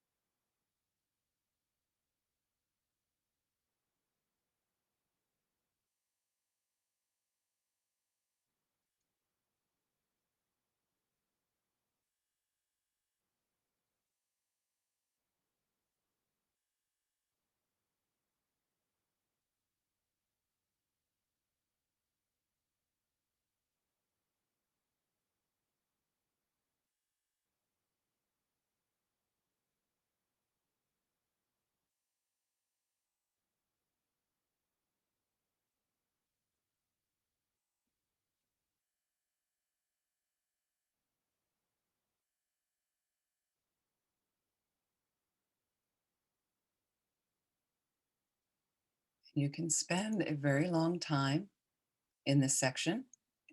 Vous pouvez passer beaucoup de temps juste sur cette partie. And when you're newer to emptiness meditation, it's good to spend a thorough time looking throughout the body and mind. Quand vous êtes nouveau pour ce genre de méditation, c'est bien de prendre vraiment le temps d'observer, d'analyser ce qui concerne le corps et l'esprit. Once you're more experienced, you can do these sections a little more quickly. Une fois que vous avez acquis de l'expérience, vous pouvez passer plus rapidement. Maybe you think your I is in the brain. Peut-être pensez-vous que le je se trouve dans le cerveau.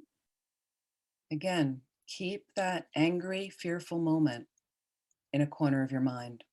Et là, regardez à nouveau ce moment où vous étiez très en colère, où vous avez eu très peur, dans ce qui se trouve dans le coin de votre esprit. Feel that strong sense of your I. Ressentez à nouveau ce sentiment profond de je.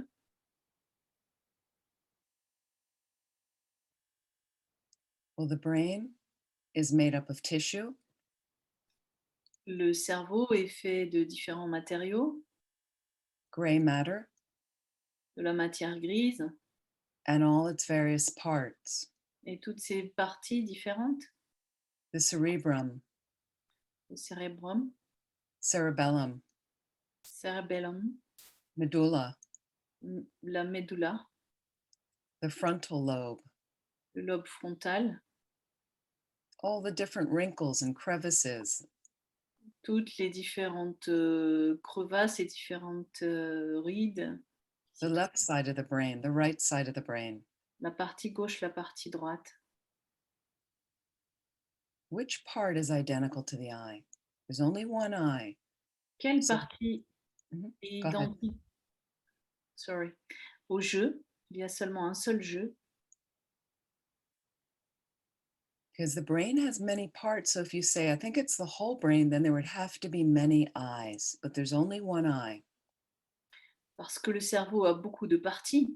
Donc, si vous dites que je pense que le je est le cerveau, alors il y a beaucoup de je.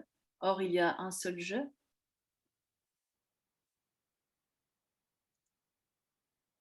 And if you say it's one of the parts of the brain, that part also is made up of minute particles. Et si vous dites c'est une partie du cerveau, cette partie également du cerveau est composée de particules infimes. Which of the minute particles is the I? Donc, quelle particule infime est le je? Even the minute particles can be further broken down. Même les particules infimes peuvent être décomposées. Can you find your I in your brain? Peut-on trouver le je dans le cerveau?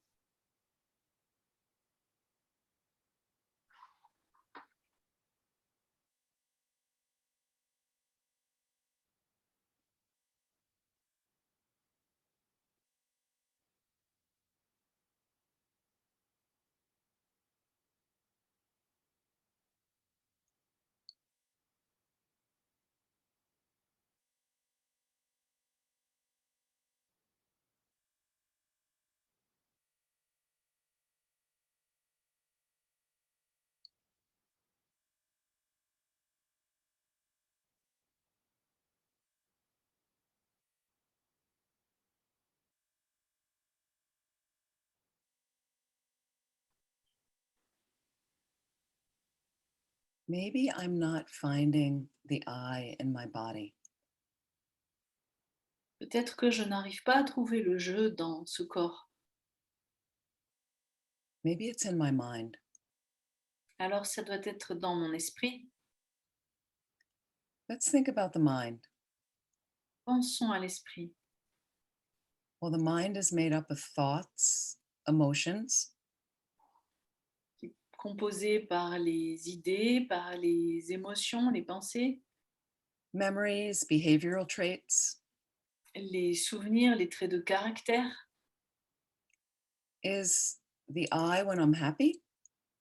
Est-ce que le moi, c'est quand je suis heureux, heureuse? Well, I feel it strongly when I'm angry. Oui, mais je le ressens fortement quand je suis en colère. Is it just when I'm terrified? Est-ce que le moi, c'est quand je suis terrifiée seulement?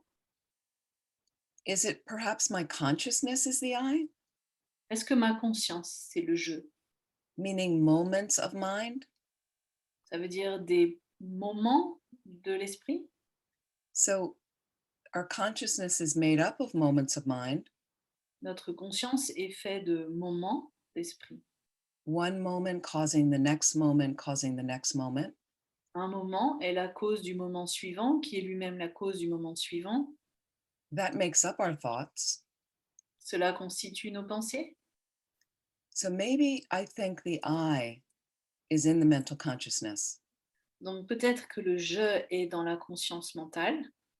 And maybe I feel like it's this present moment of consciousness. Et peut-être je ressens que c'est ce moment présent de conscience. Even though the present moment is fleeting, Même si cet instant présent est fuyant, but I think it's this present moment, for instance. mais je pense que c'est cet instant. Vraiment. So Tibetan Buddhism says the present moment of mind is made up of parts. Mais le bouddhisme tibétain nous enseigne que même le moment présent, l'instant présent, est composé de parties, A beginning, middle, and an end to that d'un- moment of mind. un début, un milieu et une fin à ce moment de l'esprit. So maybe I think it's the middle of the moment Alors c'est peut-être le milieu de ce moment. that also has a beginning, middle, and end. Celui milieu lui-même est composé d'un début, d'un milieu et d'une fin. And the middle of that, a beginning, middle, and end. Et le milieu de ce milieu est composé aussi d'un début, d'un milieu et d'une fin. Ad infinitum. À l'infini. Can you find the I in your mind? Pouvez-vous trouver le je dans votre esprit?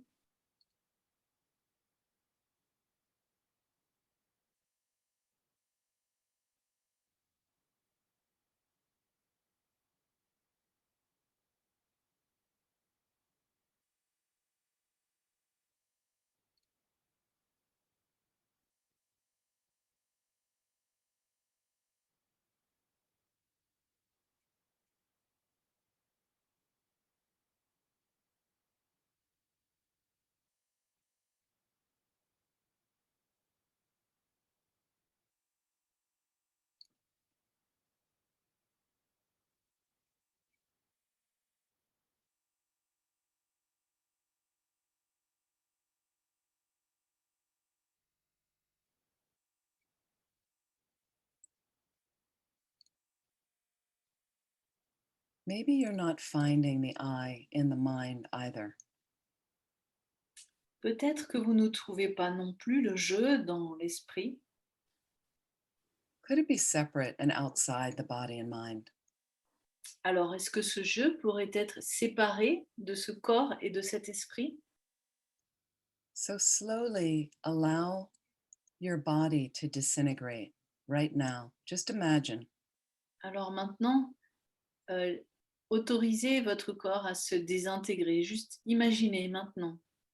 Just let all of the molecules, the cells, slowly sift away into space. Laissez toutes les cellules, toutes les molécules gentiment se disperser dans l'air.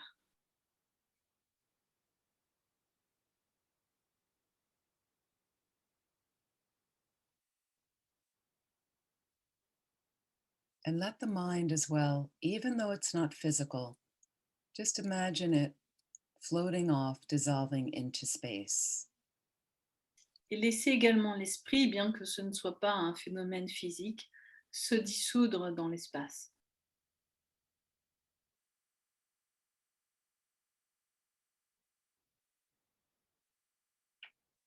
Where is your I now? Où est votre je maintenant? If you come to an absence, a not finding, Si vous en arrivez à percevoir une absence en ne trouvant pas, place all of your concentration on that to deepen the experience. placez toute votre concentration sur cela pour approfondir votre expérience.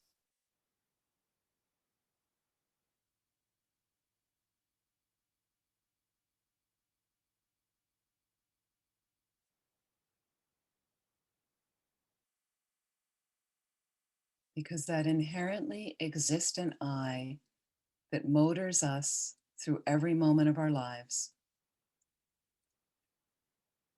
Parce que ce jeu qui existe, qui nous semble exister intrinsèquement et qui nous guide dans chacune des actions de notre vie, does not exist at all. n'existe pas du tout, Not at all. absolument pas. That I, there's no I like that there at all. Il n'y a absolument aucun je semblable à cela nulle part.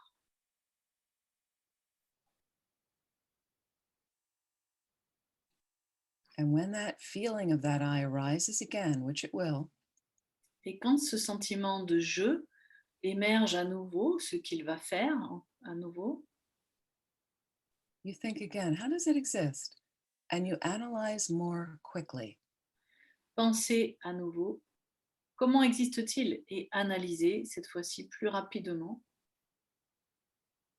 And anytime you come to the not finding of that I, Et chaque fois que vous n'arrivez pas à trouver ce jeu après l'avoir cherché, you place your concentration on that to deepen that experience. concentrez-vous sur cette perception pour approfondir cette expérience. Which is how we combine shine or calm abiding meditation Et c'est de cette façon que l'on combine la méditation de Shiné, du calme mental, with analytical meditation, avec la méditation analytique, meditating on emptiness through the 4-part analysis. en méditant sur la vacuité, en analysant les 4 parties.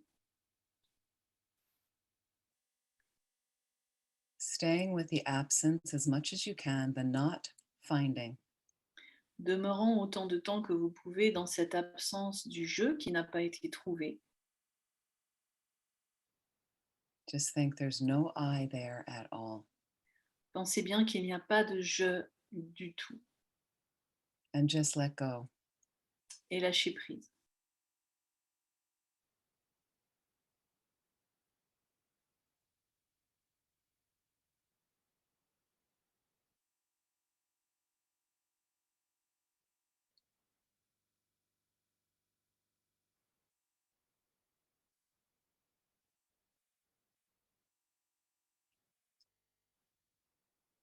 So now you don't want to confuse that there is a conventional I seated here doing this meditation.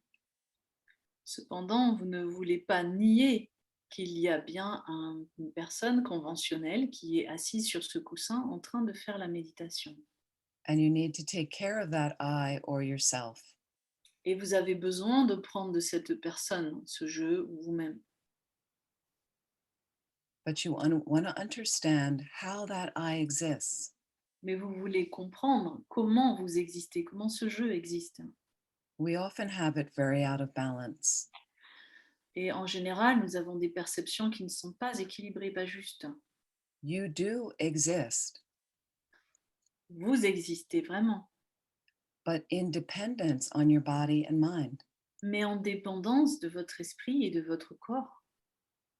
Those are the parts of you.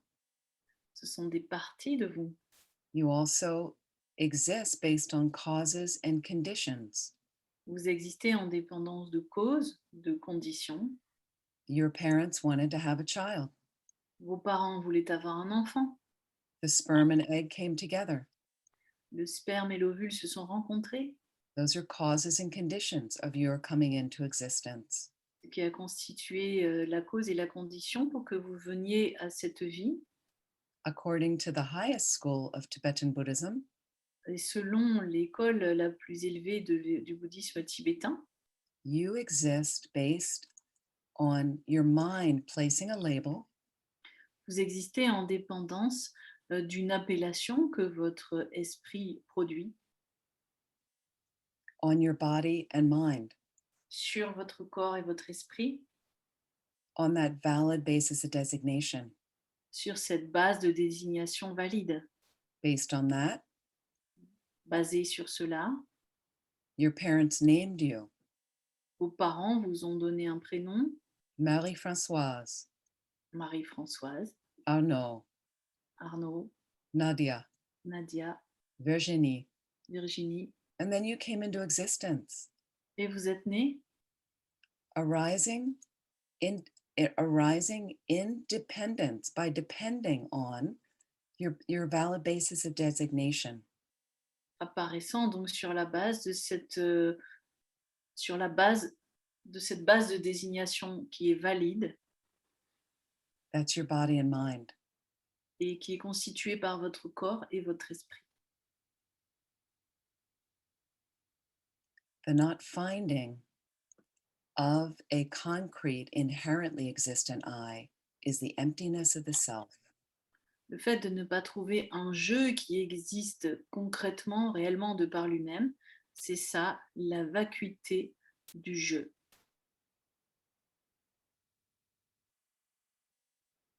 So, in conclusion, right now, just notice anything arising in your mind or how you're feeling. Donc en conclusion, maintenant, essayez d'observer ce qui émerge dans votre esprit et ce que vous ressentez. And may we dedicate any merit from this meditation Dédions les mérites de cette méditation to helping us being able to read and study about emptiness more and more, pour nous permettre d'étudier, de lire de plus en plus à propos de la vacuité, to be able to meditate effectively on emptiness, pour être capable de méditer de façon efficace sur la vacuité, so we can undo the real root of our suffering, de manière à pouvoir mettre un terme à la cause réelle de notre souffrance, move along a path to becoming fully enlightened, et évoluer tout au long du chemin jusqu'à atteindre l'éveil complet, so we can be of the most benefit to all living beings. afin d'être bénéfique à l'ensemble de tous les êtres. Please relax. Détendez-vous. You can slowly open your eyes. Et ouvrez doucement les yeux.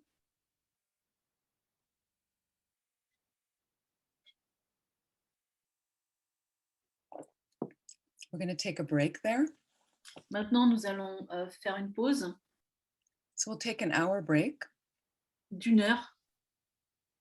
And I'd like you in the break time to see everything as a product.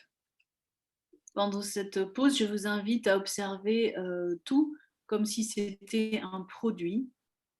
So this is something we often do in breaks from emptiness retreats. Ça, c'est des choses qu'on fait souvent pendant les pauses de retraite qui concernent la vacuité. It's helpful to do in general in life, Ça nous aide beaucoup de le faire souvent, même dans la vie. meaning you look around your house, Vous regardez autour de vous dans votre maison, just normally moving around your space. You may have a tea break, en évoluant normalement, même si vous prenez une pause thé, par exemple.